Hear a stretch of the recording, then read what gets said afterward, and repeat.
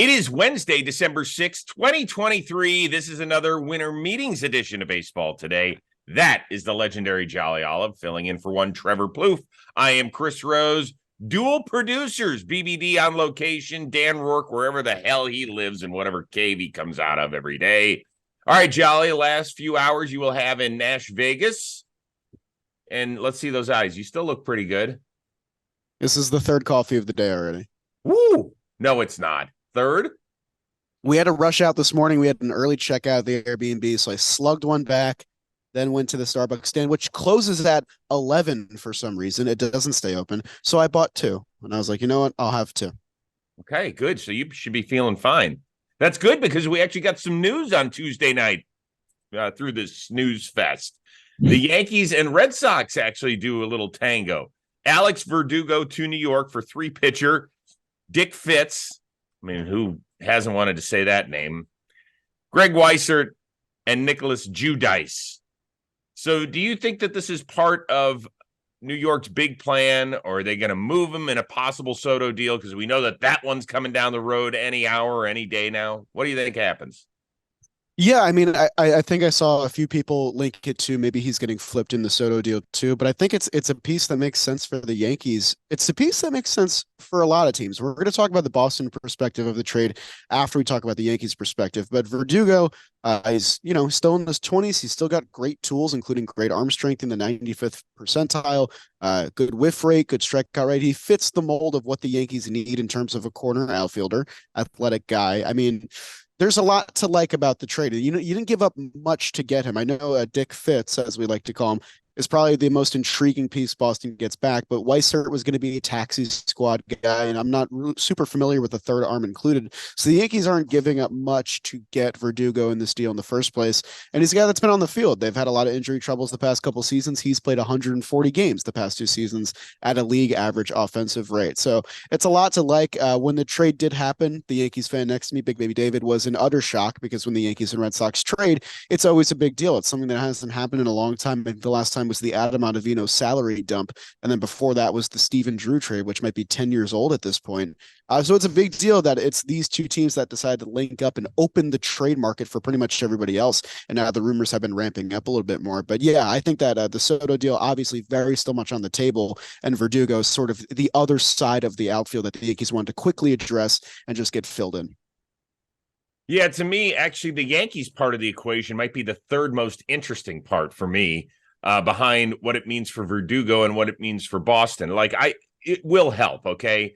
They talked about needing left-handed hitting, particularly in that park.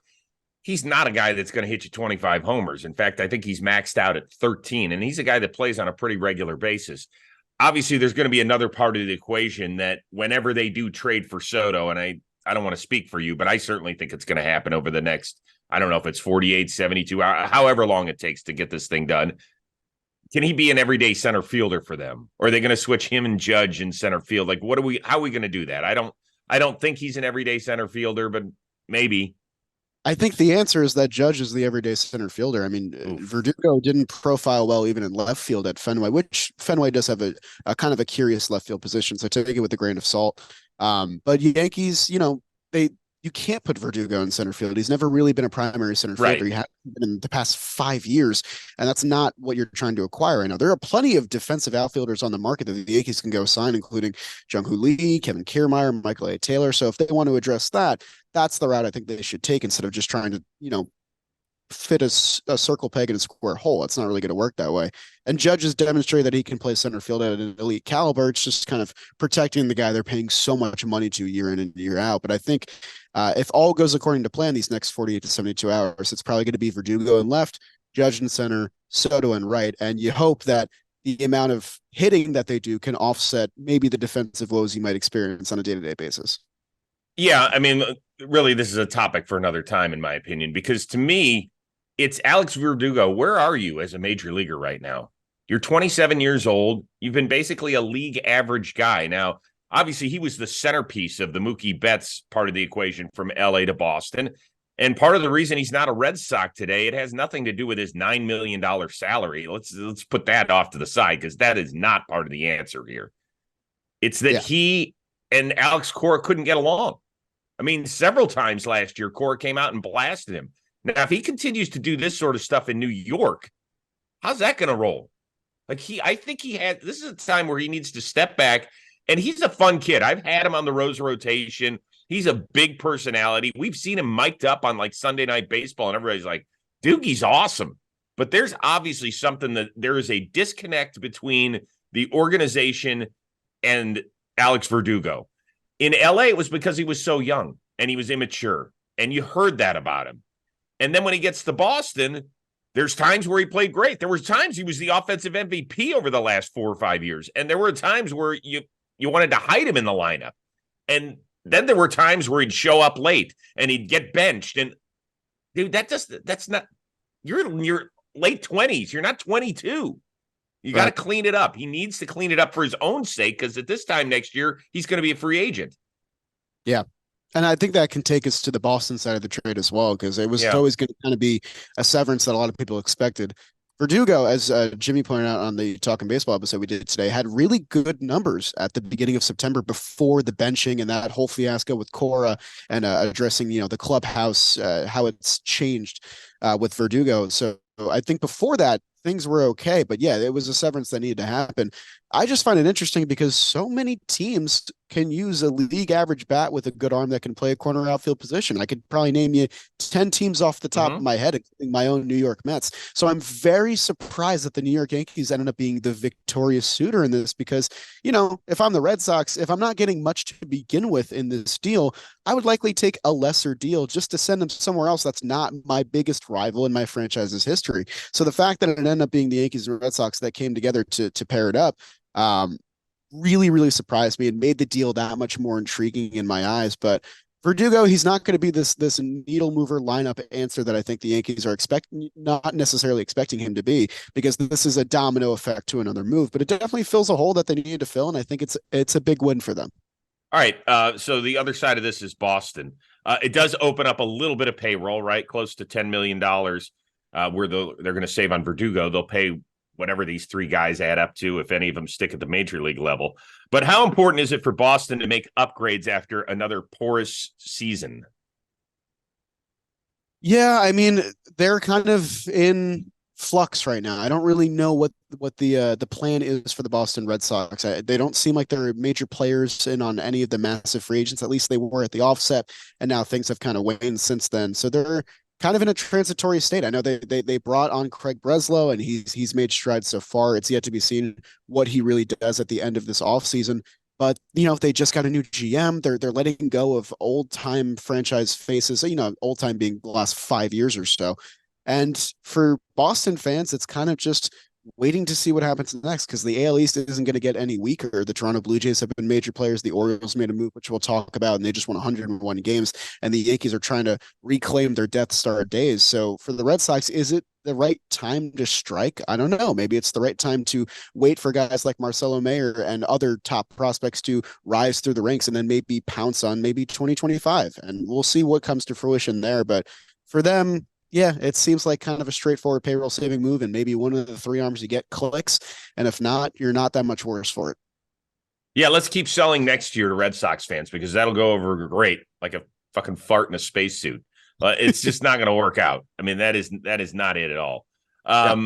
78 wins, which is not terrible for a last place team, but it's still last place, which is where they have resided in 3 of the last 4 seasons. So if you were to go poll 100 Red Sox fans right now and say, what is your happiness level with the team? Is anybody, like, if you're grading it on a letter scale, like we got graded in high school, there's going to be a lot more F's than there will be A's. And I would say most of it would grade it out as a D right now, because they don't know where their pitching staff is after a miserable campaign in 2023. Heck, they don't even know after the Verdugo deal about their full outfield at this point. Right? Duran's coming off of, I think, surgery. Massa was great last year, but we don't know. And so, yeah, they need to do something, I think, just for the emotional support of the fan base, even if you know that it might not be your year in 2024. Yeah, I mean, this is a team that not too long ago was on the cusp of a World Series berth in 2021. That was kind of a surprise, fun ride for that team. But nonetheless, it's not that far in the rearview mirror. And a lot of those pieces were still here last year. But it's time for change very clearly from how things went last season. And if they're not going to be in the market for these major free agents, then this isn't the offseason for them to try and build a successful roster because this free agent market is extremely top heavy. If you're not in play for one of these marquee guys like Yamamoto, like Ohtani, like one of these major starting pitchers, then there's not many moves you can make that can really turn around your season from last year. So for them, they're in this weird, ambiguous middle state where they can't do much and maybe they'll continue to sell, but how much are you going to get for the pieces that you have? My opinion is not that much. So their hands are kind of tied. Well, while Boston tries to fill its free agent belly, I got a good way for you to fill your belly.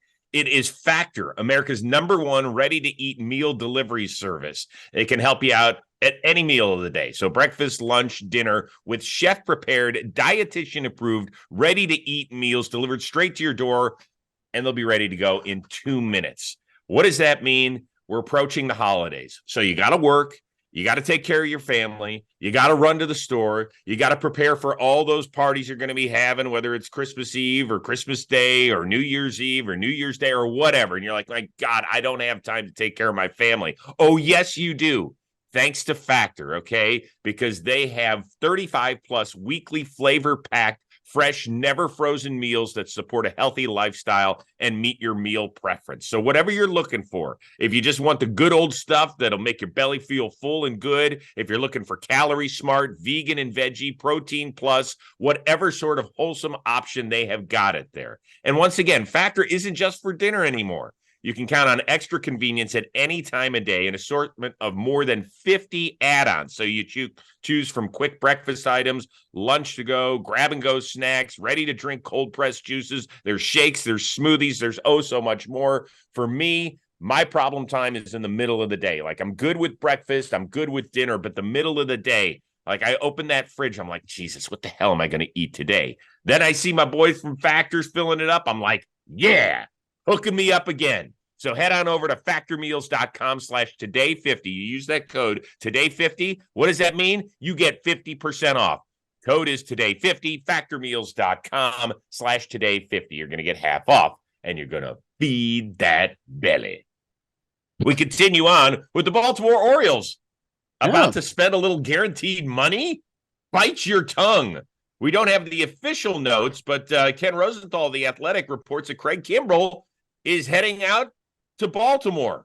This would be his 5th team since 2021. How much sense does this make for the 100-win club? It makes a ton of sense, in my opinion. And I think it's a sigh of relief for Baltimore fans everywhere that won 101 games last year, were the best team in the American League in the regular season, and then proceeded to be not linked to pretty much anybody during this early onset free agency. So it's a sigh of relief in that vein that this front office is willing to spend, even if it is a 1-year deal for a reliever, maybe 1 year with an option. We don't know the full details yet, because this team had the lowest guaranteed payroll of any team in baseball for next season. They were only guaranteed $30 million on their 2024 payroll. The Oakland A's, who are actively trying to lose and do not care about the product on the field, still are paying $38 million out to their players next year. So that gives you a sign of where this front office is at and how they're trying to be way too crafty and how they can put money into this team to be even better than they were last year. And Craig Kimbrel is a great piece because we don't really know when Felix Bautista will be back, and he was so sensational at the back of the bullpen for them. Whether Kimbrel is the closer or the setup man, it's great to have a guy like him at the back of your bullpen. He's coming off a really good season for the Phillies, even though it didn't end the way maybe people wanted to with that NLCS blow up. I love the signing for them. I can totally picture him in an Orioles uniform, and I think it's going to be a nice, decent pickup that maybe people will forget about once we get more big moves, but could prove to be a nice move for them next season. Yeah, once again, we're waiting on the terms, but the nice thing is that he's going to jump over Chris Davis and be the highest paid Baltimore Oriole next season. I mean, James McCann will make more money, but McCann is still having 3/4 of his tab picked up by your New York Mets in that trade. So that is sorry, but we're a fact reporter here at Baseball Today, Jolly.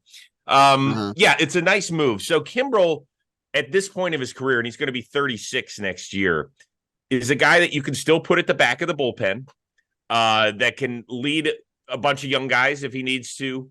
The question is, there's been times over the last few years where you've expected Craig Kimbrel to pitch the ninth inning, and it hasn't always worked out. Like even late last season in Philly, remember he kind of hit that bumpy road late in the year, and Rob Thompson wouldn't commit to him. They eventually went back to him in the playoffs and everything else, but and he struggled when he hasn't been in the ninth inning. There's been times where teams have put him elsewhere, and it's just been a shit show. So I think last year worked out a little bit better, but there have been times in recent years where he's pitched something other than the ninth, and it hasn't been the prettiest. So he's going to go in as the closer. It just means that they're not going to chase after Josh Hader, which I think most Orioles fans were hoping for. Like if they were going to land somebody big, it was going to be a starting pitcher and maybe the best closer on the market. I don't think that happens now, but it's a nice move, right? Cano had an all-star first half, had a little bit of a roller coaster in the second half, but still was very, very good for them. Barker had a nice year, struggled at times once again in the second half, but was part of a bullpen that just kind of grew up together in front of our eyes. And when you don't have Felix Bautista, I think having a guy who's at 400 plus saves is a nice little consolation prize. Definitely. And I mean, Kimbrel's also a guy they can depend on even at this later stage in his career, because all in with postseason games too, he pitched 79 games last year, which is the most he's pitched since 2011, which is when he won Rookie of the Year with the Atlanta Braves. So at worst, you're getting a one inning guy that you can depend on for a full 162.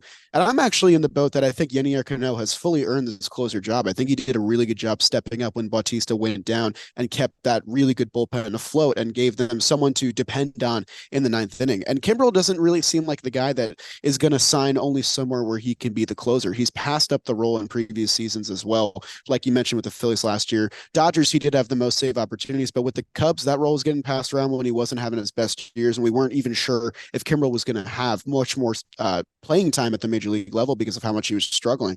So Kimbrel, I think he's just happy to be a part of a winning culture, happy to be on a good team that's looking to continue and open up this championship caliber window.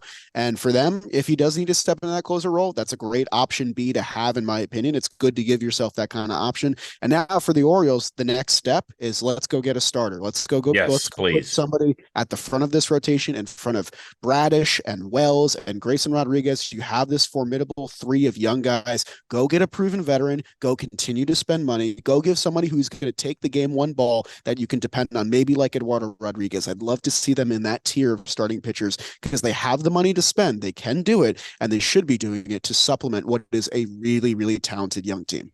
Yeah. The big question with them is ownership. It's not the guy putting the team together, because I think he wants to go a certain way, and it's just whether or not the boss wants to sign checks at the end of the day. If it is Rodriguez, let's remember, spin it all the way back. I believe he was originally a Baltimore Oriole and part of the trade. Was he not? Wasn't he? No. Eduardo Rodriguez. Eduardo Rodriguez was originally a Baltimore Oriole who was traded for Andrew Miller, right? Yeah. And then Rodriguez went to the Red Sox and was very, very good for them for, I think, 6 to 7 years. Yeah, pretty solid. That'd be interesting. All right, we've made it this far without mentioning Shohei Ohtani's name, but here it is, still a free agent. Now, let's remember, before the winter meetings, Jeff Passan, our buddy, I think where's he work? ESPN, I believe that's where he works. He came out with a very interesting column that said that along the Shohei journey, that if any word gets out of possible meetings, then he's going to cross those teams off the list. Well, Dave Roberts of the LA Dodgers was meeting the media on Tuesday, and guess what? He said this. Yeah, we met with him.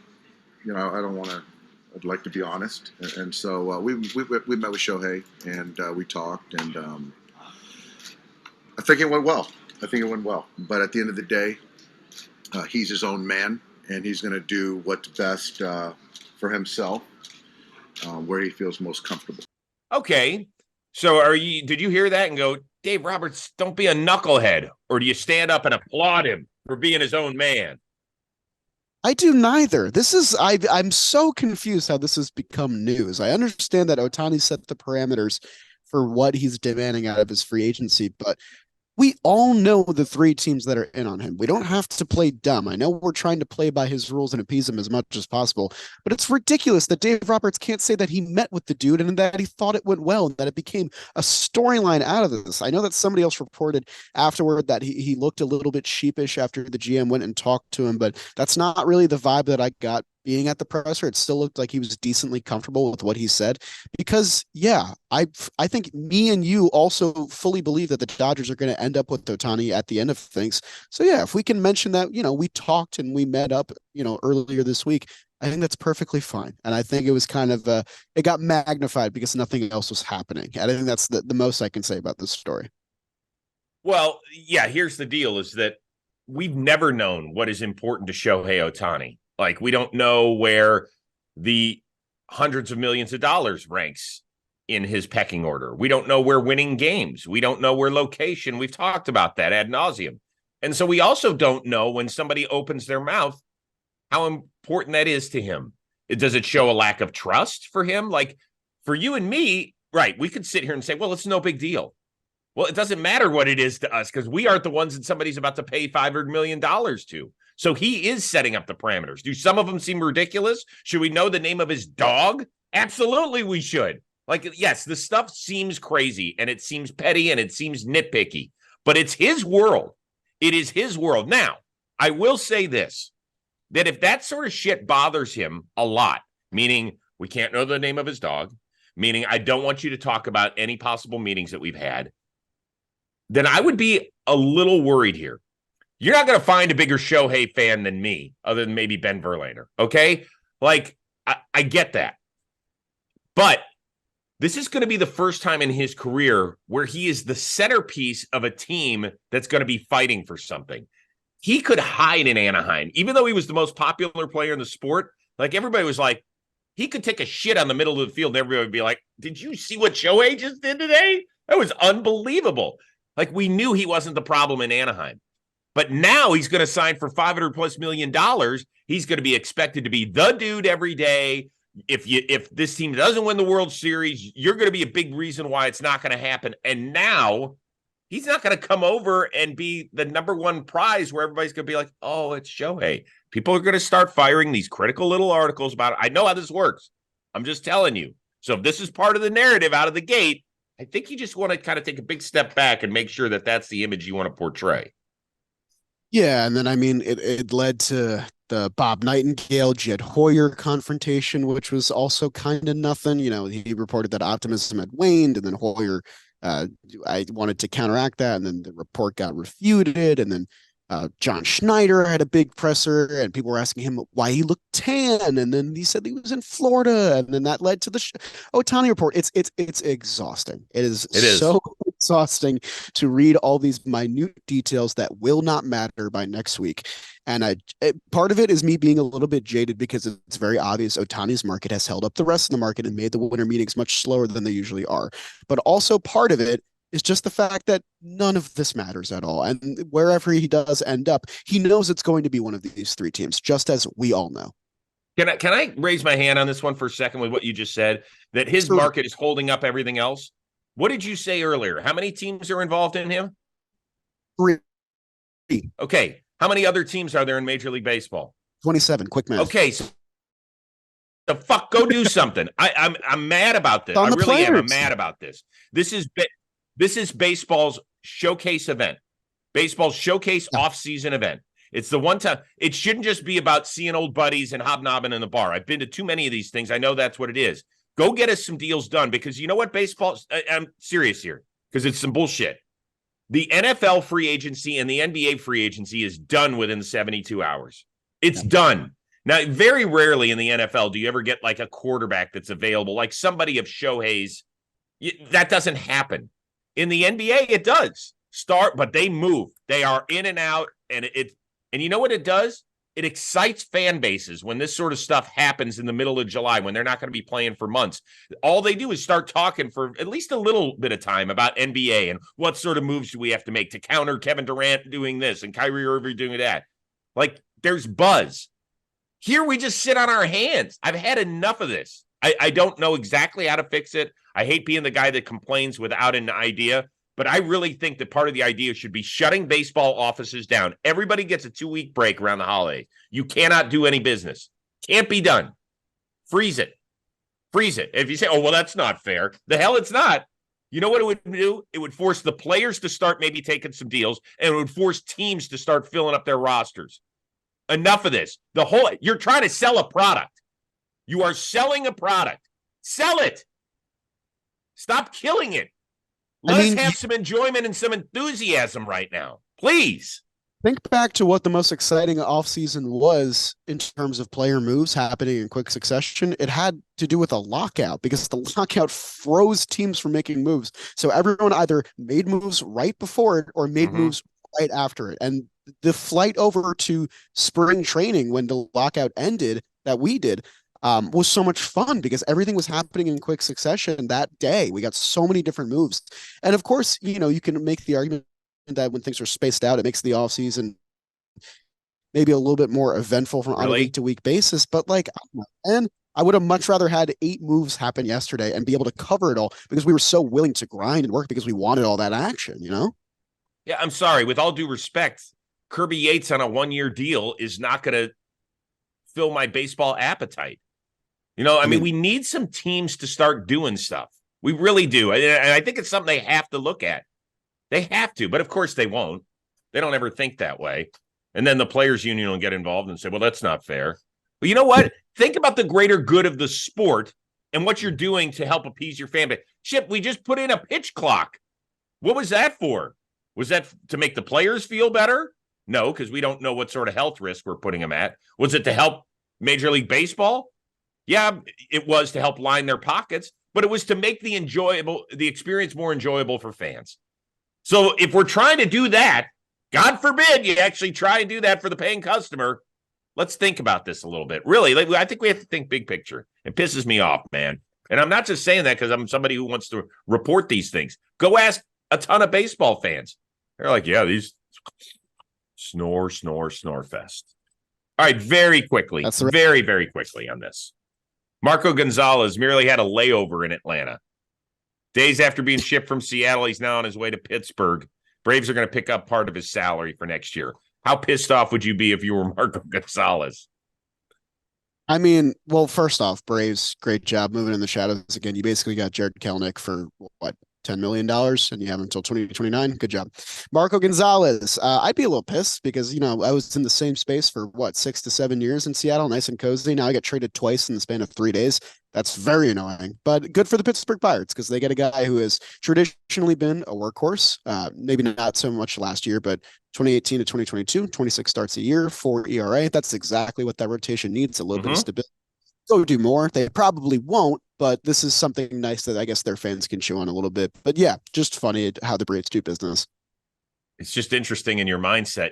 Marco Gonzalez, who is he's a West Coast guy. I want to say he grew up in Colorado and then he went to Gonzaga. And now he's pitched up there in Seattle. And all of a sudden he gets bounced to Atlanta where you're like, okay, well, I uproot my family, the whole bit, but at least I'm going to a team that can compete for the World Series. Hey, Marco, don't unpack your bags. You're going to Pittsburgh. Listen, it's good for that organization. I'm happy for my guy Shelty. It gives him another arm to deal with. But Marco Gonzalez, I imagine if you were to lock him up to the lie detector today, he's probably like, anyway. Yeah. All right, 1 minute left. Give me, you have a great story from your 3 days here at the winter meetings, 4 days, I suppose. Jeff Passan and Ken Rosenthal being absolutely incredibly sweet to us and very kind and willing to do comments.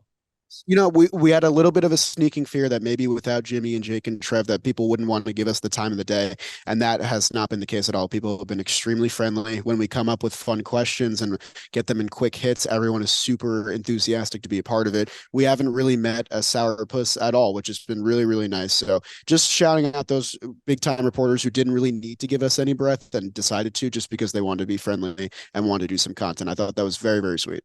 Oh, that's nice. I was hoping you were going to rip on somebody, So there you go. Okay. What's that from? Who's that from, Dan? We got to round out the show with big time rumors that have been happening basically during the entirety of this. We now know The Padres' return on the Juan Soto trade is expected to include Michael King, Drew Thorpe, and at least 2 additional players. That's about to come together probably once this show ends. And then the Yamamoto market has heated up a little bit with Steve Cohen flying to Japan to go meet up with them. So once again, if what time's your flight? My flight tonight, we're probably going to leave here in about 5 hours. I'll say that. Oh, okay, good. So if anything breaks, I'll be all over it. We'll be all over it. We'll hop back on these machines and get it going. All right. Good job. I'm happy you and BBD got to experience this.